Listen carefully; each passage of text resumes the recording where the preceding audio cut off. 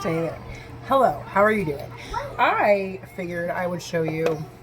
I've been telling you if you follow me on Instagram how long my makeup is lasting and how it's lasting through going to outdoor festivals and vendor events and HotWorx sessions. If you don't know what HotWorx is, it's like cycling, yoga, Pilates, core workouts, bands, like just all sorts of things, rowing in a sauna. Okay, so I have my makeup lasted through that. So I wanted to show you how, since I've been telling you it's happening. So the first thing you're going to want to do, start with a clean face. Is cleaned, moisturized. Next thing we're going to do is the Mary Kay foundation primer. Okay, this stuff has SPF of 15 in it, so you're just adding more of that to your face. Let me get my little mirror here. And my daytime routine for my skincare also includes some SPF, so we're just layering it on there. This stuff I love because it feels like it's clear-ish, but it feels really soft. It feels really nice. It's not like sticky. It's just great. I like it. Yeah, that's all I can really say about that, is that I like it. But this is one of the keys to getting your makeup to stick to your face for however long. I even wore it like 4th of July weekend, right? We were outside on 4th of July most of the day in the sun. Not in the sun the whole day, but it was hot, you know? And I live in Oklahoma where it's hot with 100% humidity. So the next thing we're going to do is you can use CC cream or foundation. I've been using CC cream just because it does have some more sunscreen in it. And I like it. I like the color. I like the way it goes on. I like our foundation too, but this just is kind of my go-to for every day. So this is in a shade. What shade am I right now? This is very light. And then I've got a foundation sponge. This is one of Mary Kay's. It's the only one we have now. They used to be a different shape, but they look like this. And then you're going to want to get it damp. So instead of getting it damp with water, I use our setting spray, which this is the Scandinavia setting spray, which used to be Urban Decay's setting spray. So, you know, if you like that and you wondered where it went, that's where it went. You can use a brush for this as well. But if you do that, I would definitely recommend either spraying your face or adding it to your brush, the setting spray, because that adds just a little bit more.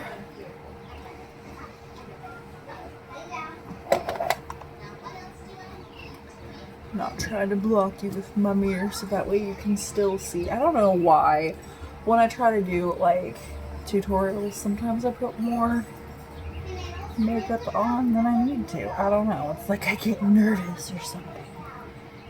But why? Why would I be nervous? We'll get that out of the hair in a minute. Does my child still have a hair? No, of course not.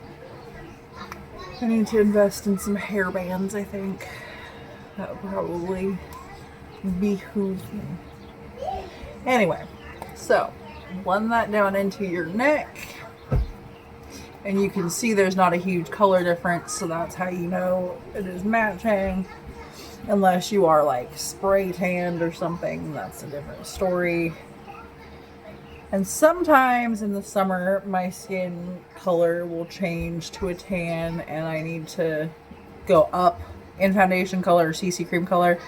Sometimes it goes up just a slight bit and not a ton, so I can just, you know, update it with bronzer. So, anywho, once you have got that all blended out, might be kind of nice that this took longer, so that way you too know that it doesn't have to be a super quick thing and that I'm not, you know, an expert and I still, it takes a little while sometimes. So if you're wanting to do a quicker face, I would recommend just going in with the volumizing brow tint and not the pencil, but I like to use the pencil, especially since right now my brows are not groomed. I have tweezed them a little bit, but it doesn't do the same as like going and getting them waxed. So anyway, I use our Precision Brow Liner in dark blonde. I like this color. It works for me, the blonde one does not. It looks not right, but my hair is darker at the roots, so you know, typically that's what you want to go with. But I'm doing this, if my brows were waxed and appropriately groomed, I would just use this to kind of fill in a little bit. But with this, you can see I'm actually adding the shape to it because it does not have much of a shape because they need to be done. It's been a long time since I've had them done. So that was one of the no fun things about moving across the country, was having your favorite person to do your eyebrows or having your favorite company that does your eyebrows. And then I moved to North Carolina and I found a girl and she did them perfectly, and then we moved out here and I've had them done 2 times by 2 different people, and they didn't look bad. It just wasn't, you know, spectacular. So anyway, then we're going to go in with the brow gel. You can use a clear brow gel if you want, like if your eyebrows are just inherently darker anyway. But I like to just add a little bit more color on there, because this is putting color on your actual brow hairs, not just on your skin. So that, you know, and you can do one or the other if you don't care, or have both and have a fuller look, you see. So then we're gonna go in with a blush, and my 2 favorite blushes right now, especially for, like, I mean, it's gonna sound weird for in the heat, but I love our gel cream blush, and then I love our new blush sticks. Like, these are my favorite. And I'm gonna go in with this one today to show you. This color is the peachy one. It is Kind Spirit. So you can put it just directly on your face like this, or you can use your brush and like dab it on your brush and then put it on that way. It's really up to you. They are really pigmented, so you know. And you can also use this as a lip color, which I don't typically do with this one because it's kind of the same color as my lips. But anyway, that'll save you some time if you are looking to save time. But anyway, you could go back in with your sponge if you want, but I like to use the brush for my blush. But you can just blend that out. You could also probably use your finger for this. I like to use my finger sometimes when I use the gel cream blush. But you can see this just gives you a very nice natural look. And if you wanted it to be more enhanced of a look, if you wanted it to be darker, you could absolutely go add more, or you could take one of our powder blushes and put it on top, because some of our powder blushes actually have a shimmer. So if you want to add a little something something, you can do that. So just gonna blend that out until it looks the way you want. And then we're gonna go do our eyes. And I love these eyeshadow sticks. They are so pretty. They shimmer. They just, you can see this right here. They go on really nicely. There's like no dry time because they're not really wet. It's just like you're putting a sparkly crayon on your face. So you can see the difference. There used to be a makeup product, an eyeshadow that I used that was just one color. And it was great. And I didn't do anything else to my eyes. And then I could not find that one anymore. Like, they stopped making it. Not Mary Kay, but a different company. And so then after that, I just started doing my eyes in all sorts of different looks. And then when I got this eyeshadow stick, I was like, wow, I can just do that and it looks pretty. So now, this color is Golden Sunrise. It is my favorite, I think. And actually, I'm going to add a little bit more into the inner corner real quick.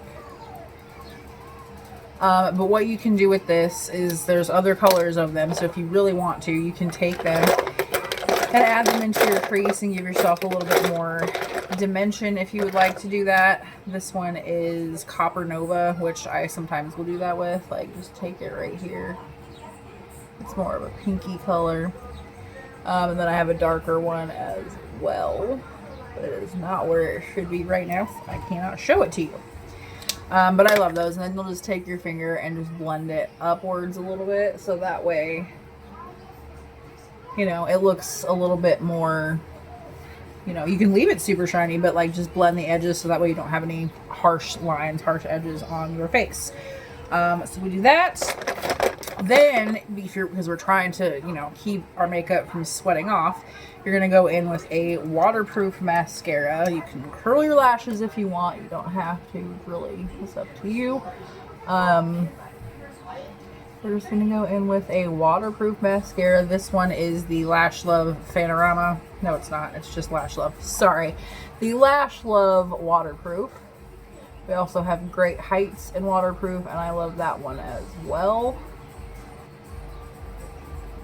But yeah, you're going to put the waterproof mascara on however many layers you feel is necessary, because everybody's eyelashes are different. If you want to layer it with a different mascara, just make sure it's also waterproof. Otherwise, if you're not going to layer it with another waterproof one, then you should put the non-waterproof on first, so that way the waterproof one seals it, kind of, you know, so it's still waterproof. So that's the Lash Love. And then we've got Great Heights, because, you know, sometimes people's eyelashes, like mine, like to be straight and do not like to curl, and you can't always, not everybody can expect everything from one mascara. You see the difference there? This one has 2 different mascaras, this one has one. I am one of those people that cannot always expect everything from one mascara. However, we do have a new one that is really, really great and does let me expect everything from it, but it's not waterproof. So if I'm trying to not sweat it off, that's not it. And then this is basically my face. If you want to add some bronzer, you can do that, which I will sometimes. I know it seems kind of silly because I have a shimmery bronzer that I like to use. It seems a little silly to use a shimmer bronzer if you're trying not to, like, you know, sweat your makeup off, but it is really pretty and I like it. So, you know, I will add some, especially if I am more tan, just to my forehead area, to my 5-head. An old YouTube video, somebody commented saying that I had a huge forehead. It was like a teenage boy commenting that. And I was like, I'm sorry, I think you mean a 5-head? And it completely threw him off in his comments, because he was like, oh, you're not sad that I commented that? I'm like, no, I'm not. Anyway, then if you want to add some powder on top, I've just got, you can do a colored one or you can use translucent. Translucent is what I have. That way I feel, you know, confident putting it on top of my blush, so it's not like changing the color of that. I will put that anywhere that I typically get more dewy, oily, whatever, like my T-zone area. And then there's that. And then we're going to top this with the spray, the setting spray. And then you're going to let that dry. And following all of those instructions, I'm also going to add, I did put on the blush stick as my lip color, but I think I'm going to add this as well. This is our tinted lip balm. You could do lipstick, whatever you want.